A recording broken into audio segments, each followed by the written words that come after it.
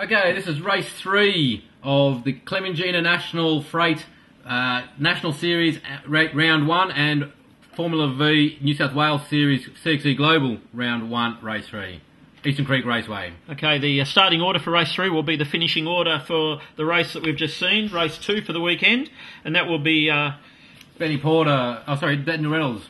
Daniel Reynolds in first place, who won that one, followed by Matt Stubbs, Benjamin Porter, Heath Collinson, Jack Flood, Michael Kinsella. And we're away. Kinsella's got, Stubbs has got a great start there. Kinsella's had a terrible start, but he's got a new motor in that car. He changed the motors after race 2 to race 3. There's Michael going through back in 6th place there. Okay, you can see a big field of about mid-30 packed cars coming through here, turn 1. He's on board with Pablo with a start. Okay, so what's he got here? You got, is that Shane Purvis again with him? It's a terrible start from Gary Ogden in the orange Corsica. Not used to starting like that. A former national champion. Actually, Gary Ogden's been pretty far back all weekend. So he has. He's still with the what is it? Significant slot in the rear guard. That's right. The hole in the back.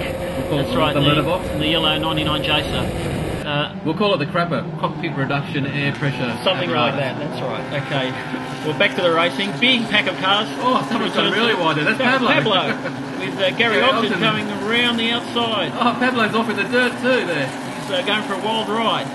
Okay, who else we got going through here? There's Lockie Higgins there as well in Daniel Reynolds' old Sabre 01. Ben Porter got to the lead before turn 2. Okay. Daniel Reynolds again. Here, in-shot Daniel Reynolds in the 02 Sabre. Not really a passing opportunity here down into 4 unless someone does a mistake in 3 or doesn't get out of 3 very well. Not when you've got 2 top competitors who are fairly equal like these two. That's Steve Gamari. Steve Gamara. That's a fantastic looking car with the JPS livery, black and gold. And welcome to New South Wales Formula V Racing, Steve. Great debut. Pablo's off again. Yeah, you rattled Pablo, didn't you, Steve? Off the track coming into turn 9 there. Okay. And if you look in the background here in a moment, you might see Pablo going for his or at least coming back on. Smoking grass ride. Okay, there's Gary Hook up the inside of Steve Jones. In the sky blue Jacer.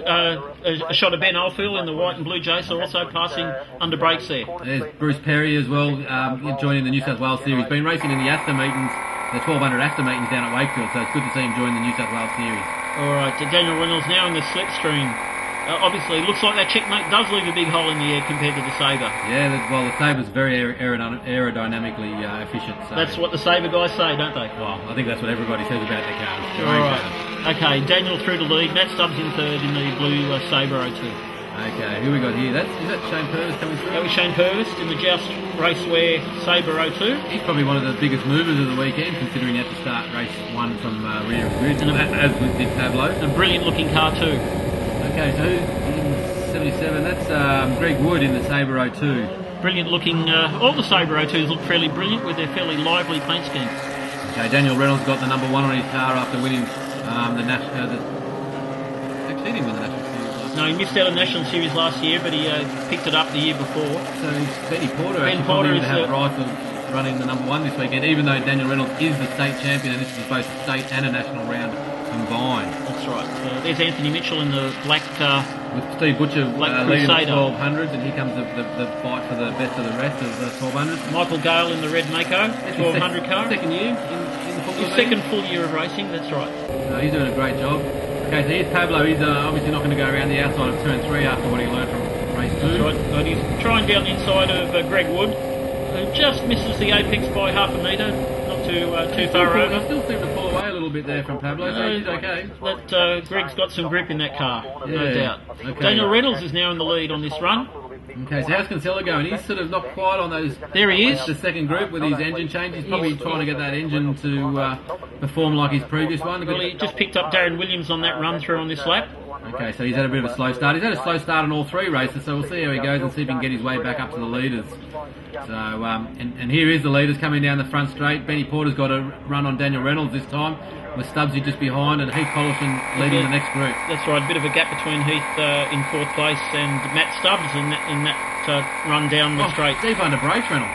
But, I thought he was going to take it. No, it's side by side, but these are top drivers. They leave enough room and a bit of courtesy for each other. I thought Reynolds did a really deep braking move there, and that would have been a fantastic. A bit further back, that was the 4th, 5th and 6th place cars going down the straight. 4 wide, it's 4 wide into turn 3 wide. 3. Oh, Lee Hemmings had some wheels on the dirt there. Yeah, look, that's a pretty scary thing to be doing, Lee. You're doing about 180 odd Ks around that corner, 183 Ks with a good tow, I suggest. Okay. Here's Pablo having a look up the inside of that corner, and he's here. And he does. Greg Wood leaves enough room. Good driving from Greg. Wasn't sure there whether Greg saw him or not. It looked like Pablo wasn't sure either and took a bit of curve just to make sure. But does Pablo have confidence in his braking? We'll see in a moment. Yeah. I think he's still learning about his braking markers with his brake fail from race 1. All right, Daniel with the lead. There's Simon Pace inside of Timmy Hamilton. And Shane Hart just ahead. Okay, there's Gary Ogden having a look at Shane Purvis with Phil Oakes just behind with the crapper slot in the back. Lee Hemmings was just near the front of that little pack there. Yeah, okay, and here's Stevie Butcher in the... actually, that's his original Stinger 005 that he's won numerous state titles, and in fact that's the car that had lap record at Bathurst. If he hasn't told you the story, just ask him. I'm sure he'd be happy to tell you. That's not something we'd want to ask though, but we'll see. Okay, Kinsella's actually caught the next group and taken Darren Williams with of Heath Collison and Jack Flood. And there was Tim Hamilton ahead of Shane Hart. And oh, who's that sideways? Benny Oldfield, was it? He actually likes to drive that car sideways often. Okay, Daniel going to line up for a good tow down the straight and potentially take Stubbsy with him. He's coming into turn 12 and now onto the main straight. He's got a nice little gap for a tow as well, so if he hops into the could be just a nice perfect slipstream. Let's see if he can get the lead of this race before the line. I suggest he will. And he obviously will. It was a perfectly situated for that. There you go. Oh, it was actually pretty close, but I think he would have got there. Actually, Stubbsy didn't get pulled along, which is surprising. He's actually lost a car length or two there. Oh, look, but Matt Stubbs is never, ever too far behind, so he'll make up that gap in no time at all. It seems like he actually made his time up later down the straight, because as they went through turn 1, he sort of seemed to pull into them there. Right, Look how many cars going through turn 1. That's right, Shane Hart just pipped Tim Hamilton. Now Shane's the leading Queensland driver, and they're obviously taking turns at that title in this race. No, they actually get along quite well, Timmy and Shane, so sometimes shared transport coming down too. So look at the size of that group there. Crazy. That? Gary Hook sideways coming in at turn 2. That's Gary Hook. Now Gary has been driving with great determination. He got up as high as about 10th place 3 wide in the morning race. Pablo, Mike Smith haven't been separated for the last 2 races. And Greg Wood there, is it? Yeah, Pablo's got ahead of Greg Wood. There's Butcher and Anthony Mitchell trading places as well. Yeah, so Anthony Mitchell's still got some development work to do on that 1600, but he's moving forward, so that's great to see.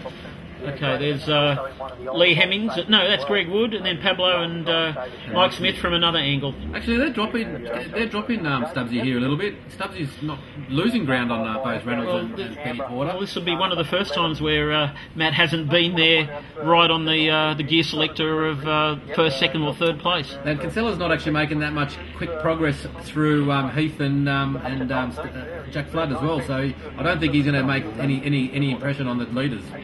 Well, it's not the lead engine that Michael's normally running, so obviously it might be just good enough for 4th or 5th or 6th place. Yeah, just go around, collect some points for the series, and next round is at Morgan Park, so you might have to find another day. All right, great trading of places, careful and courteous driving for the lead here. You can see on Reynolds' dash there, all the lights flashing. That means he's maxed out. The car's got nothing left. Okay, right, Daniel now. Taking the lead from Ben coming into turn 2, but... Okay, so that's Shane Hart going inside of Hamilton again, and I think it was Simon Pace as well in that group there. Okay, so who we got coming down here? This is...